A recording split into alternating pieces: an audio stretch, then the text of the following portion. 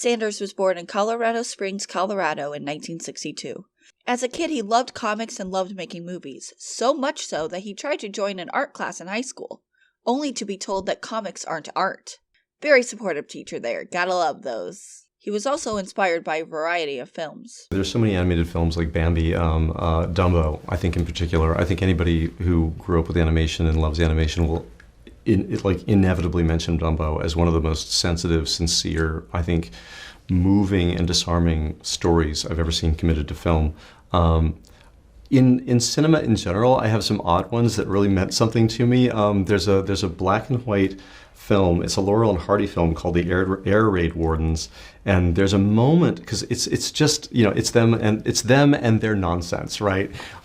But that taught me that in the core of a story which is mostly comedy, you can have a moment that is especially serious, and it's incredibly effective when it does fall inside of a comedy. And it has a strong contrast. It's a scene I actually can't talk about because I will I'll be an emotional mess. It's such a simple idea. Likewise, there's a movie called Throw Mama from the Train, starring Danny DeVito, which again, it's a nutty comedy, but it has this moment of sincerity in the core of it that again, it really captured my imagination, and I go back and I watch it from time to time. There's a few more I'm sure I could come up with, but oddly enough, those in particular really meant a lot to me and changed the way that I approached my job. Like most Disney alums, out of high school, Chris attended Cal Arts, graduating in 1984. From there, he got a job with Marvel Productions working on the Muppet Babies.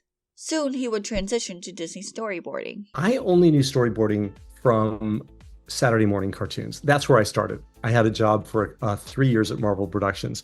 Of course, in feature animation, it's entirely different, but I didn't understand that. So I turned them down and said, no, I can't storyboard. And the producer for Rescuers Down Under came back to me. I had done these visual development sketches for how the mice would send this radio signal from Australia all the way to New York. And he came back to me and he said, could you just do all the drawings that come in between the ones that you did? And I said, oh, I can do that. Once I got all the drawings done, I showed the drawings by flipping through them. And he said, hey, could you put these up on a storyboard so we could see them all at once? And I said, oh, yeah, I can do that. All right. And I did that. And then he said, would you take a stick and point at them and show them to our story crew and the directors? And I said, sure, I can do that. I was pitching and didn't realize it.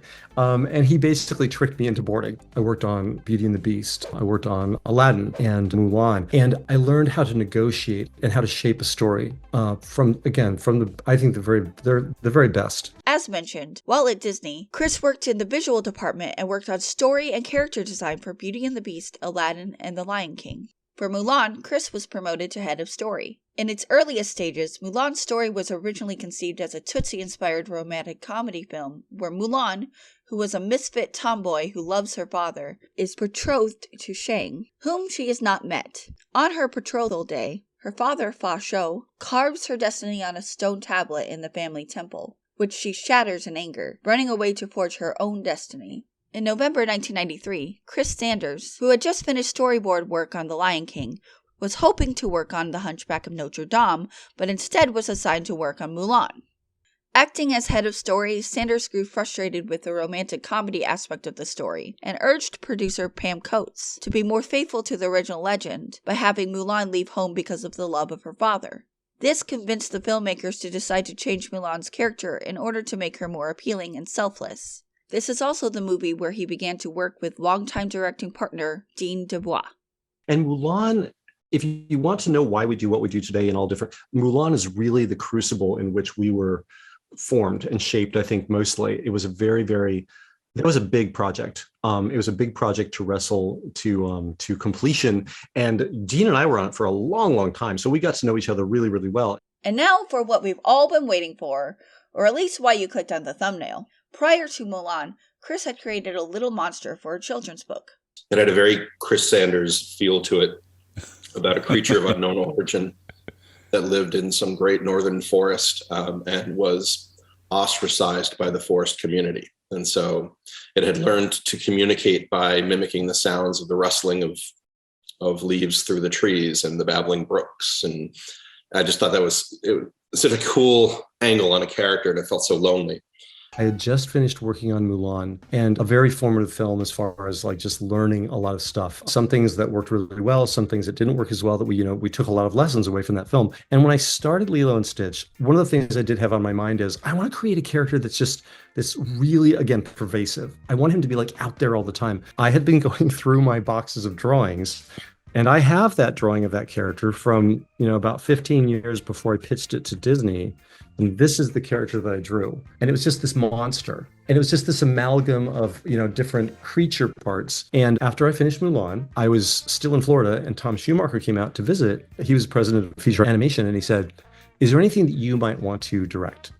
And I remembered that story, and I thought, yeah, let me go back and get it all ready, and I'll show it to you. And as I was figuring it all out, I drew this. And so this is the first drawing of Stitch. And here's the first drawing of Lilo. And then here's the very first drawing of them both. Here's the drawing of the spaceship that I did. Good dog. So let's count. He created the concept, he directed, he wrote, and he also voiced the title character? Wow, talk about a passion project. We always intended Stitch to be a silent character. That's why I started doing it. Okay. Dean said, the voice that you use when you pitch your boards, let's just record him and make him be Stitch. And I was fairly comfortable with that until it became obvious we would have to have just a few lines of dialogue. That made me a little more nervous because I have to really be an actor for a few moments. There was the critical day when Stitch says this very sort of heartfelt thing. Ohana means family. And I said, okay, Dean, today I will be an actor and you are the director. I'm going to go in the booth and I will do whatever you tell me to do. And if I can't do it, then we will go back and we'll rethink everything and see if we can't get a real actor to come in and do that. But it worked out. Finding a location for Lilo and Stitch seemed to be a random choice at first. The whole choice to go to Hawaii, from between that first pitch to Tom, which was just an off the cuff, he said, I think that's an interesting idea, but maybe you want to put it someplace other than the animal world. Maybe you want to move it to the human world. And then again, because of Mulan involved really large scale crowds of people, armies and cities and stuff like that. And I had a great desire to do a smaller story. I think Dean would share that as well. It's like something a little more intimate and a little bit more easy to deal with logistically. And I was thinking, well, maybe I could set this in like rural America somewhere. And I had been to Hawaii not that long before on just a trip. And I had a road map of Hawaii up on my wall. And I looked up and I was just staring at it. And slowly the connection was being made like, hey, that's a rather finite place. Maybe we could put it in Hawaii. Hawaii ended up being the perfect place for Stitch to grow as a character. This creature not only didn't have an immediate family, it didn't have a family period because it was a genetically created creature that had no connections to anything. And that choice to put it in Hawaii was amazing because we learned by going to Hawaii and talking to people and getting to know people and forming friendships that the idea of ohana in Hawaii is that a family is what you make it. A family doesn't have to be like connections that you're born with, that you're born into. A family is what you make it. And that was the weird thing. One of the weird things that you're like, oh my gosh, like he just was placed in the perfect place to complete his family based on the philosophy of this place. One of the themes that makes this movie so great is the non-conventionalism, specifically the transition of a main character from villain to hero. I remember that's the first thing Chris said to me. He said, I'm really curious about whether or not we could pull off a story where we begin with the villain and we make him become a hero, because the opposite was the kind of the standard kind of the standard structure of a Disney movie up until that point. We're constantly thinking of ways to doing the villain at the end and in some sort of spectacular way without making it too gratuitous. And it's like, why do we always have to kill the villain? What if we start with a villain and we redeem him? Remember that being the inspiration. Before we move on, I just wanted to throw in this last soundbite just because it's fascinating to me. Enjoy. I had learned from Howard Ashman years previous when I was working on Beauty and the Beast. He said, if you want people to understand or remember something, you have to say it 3 times in quick succession. For example, the Sea Witch says, you got 3 days, got it? 3 days. Now, by midnight on the 3rd day, so bam, bam, bam, everybody goes, okay, Ariel's got 3 days to get her thing done. And we took that lesson in that scene, because some people said in the preview, I don't like that Lilo's mom is so rough with her, because in the prior sequence, she's chasing Lilo through the house and Lilo's screaming, and then she tackles her and she's grabbed onto her and Lilo's like, and throws her face on the ground. And people were like, mom shouldn't do that. We're like, no, she's not her mom. So that scene was rewritten so that she says that they are sisters 3 times in very close succession. And we never had that note again. After Lilo and Stitch, Chris began working on a project called American Dog, which would eventually become Bolt. Unfortunately, due to creative differences, Chris left Disney in 2006 and joined Dreamworks to produce probably one of the studio's best and most successful movies.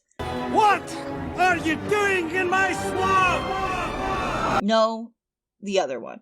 Hey, you want a little rum cake? No, the other one.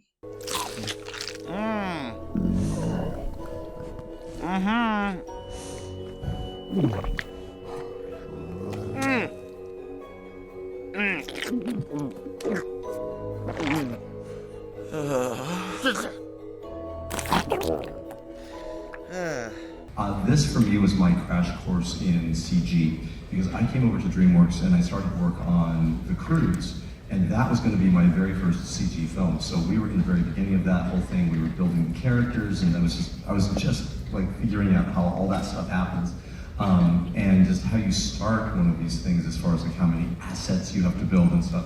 And then we were outlining on that for around a year. It took a long time, because you want to do that. That's spend more time in the outline, and then you'll have less time and less trouble later on.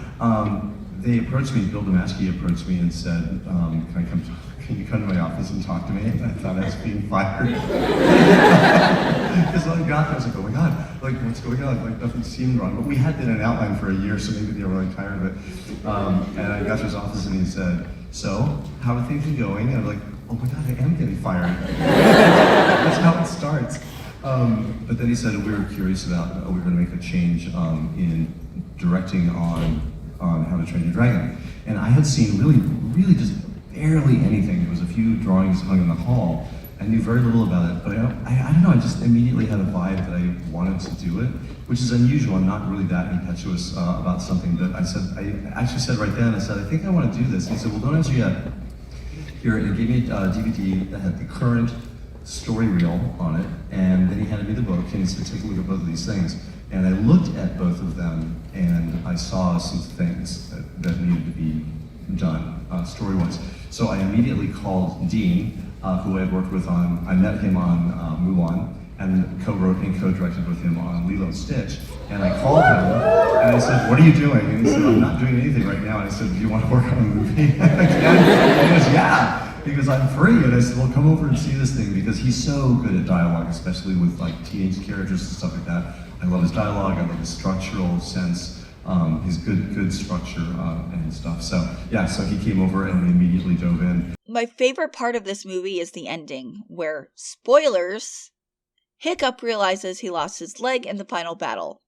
Talk about unconventional storytelling. That whole thing was really triggered by Jeffrey Katzenberg, because we had an ending where Toothless did his thing and he rescued Hiccup and saved the day, and we were having a story meeting, a recap after one of our screenings, and Jeffrey said, I just feel like it wraps up way too neatly. It's too pristine, it's too neat. I don't feel like it was like I don't feel like there were stakes going on. And then we remembered, Dean specifically, Tom Owens, one of our story artists, was joking around because so many Vikings carry battle damage. And he said, they loved that the Vikings thought it was like cool, like you're waiting for your first like big scar and stuff like that.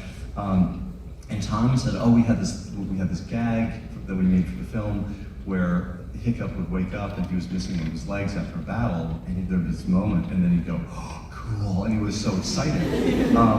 And Dean remembered that, and in the meeting, Dean said, well, maybe we should do the thing that Tom was talking about. Maybe we should have him lose one of his limbs. So we did that, And we were nervous about it. We went to our first big screening with a fresh, just recruited audience, and we were concerned about that because we felt very fondly about it, what it did for the movie. And it was actually Steven Spielberg who suggested that when Hiccup wake up, he saw a version where Toothless wasn't in the room with him when he woke up. And Hiccup came out and he was surprised to see Vikings and dragons and they're all getting along and Toothless was there. And Steven Spielberg said, I think when he wakes up, that's the only thing that should be in the room with him is Toothless. And then he'll freak out and go, oh my gosh, and that's exactly what we did because it was a great idea.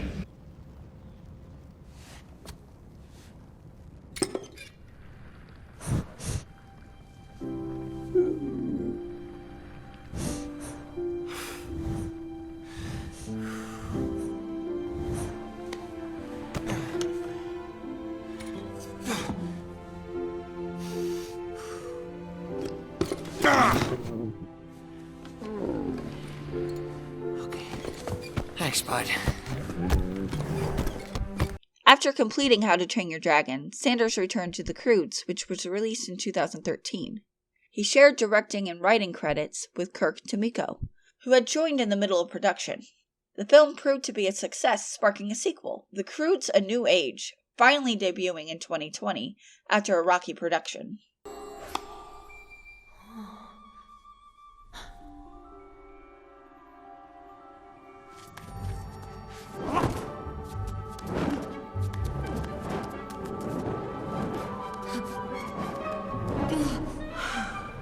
Most recently, Chris wrote and directed Wild Robot, another Dreamworks film that came out in 2024, featuring a star-studded cast. But that's not what makes this movie so interesting. It was revealed to us when I was talking to Peter Brown. Jeff Herman, the producer, and I were on a phone call with him when we first started the project, and he mentioned to us that while he was writing the book, this idea that was running through his head as a guiding principle was the idea that kindness could be a survival skill. And I immediately wrote that down and thought, okay, I need to memorialize that in the script and on the screen.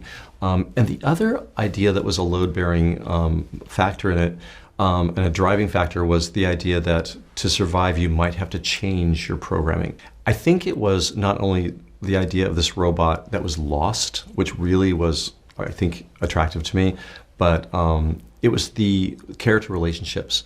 These are the kind of things that I really gravitate towards, things that are less fairy tale and more like real life as far as like the interrelationships and the emotions that are flowing through a story.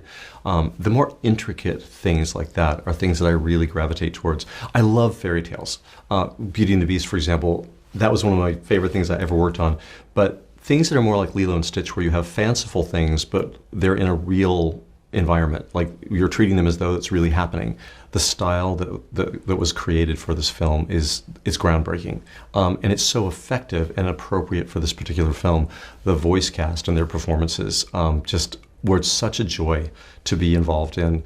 And for me as a director, just watching this whole thing come together day by day, it was the most energizing, enjoying experience, joyful experience I have ever had as a director, to the point where these are about 3.5 years to make one. And even if you've had a great time and you're very proud of the film, after 3.5 years, you're like, okay, I'm ready to be done, right? But that was not the case with this film. Like, we all just wanted it to go on and on. Every day was just so energizing and so like, again, joyous. And I think the kindness that is the theme of the film really pervaded the whole production. And Chris Sanders isn't done. He still has many, many more films to make in his lifetime. His creative storytelling and exceptional writing skills are so inspirational. I truly hope we get to listen to even more of his unique stories. If you like this, check out my video about the animator for Stitch, Alex Kuperschmidt. Or if you want to learn about another Disney director, check out my video on Henry Selick. Thanks for watching. See you next time.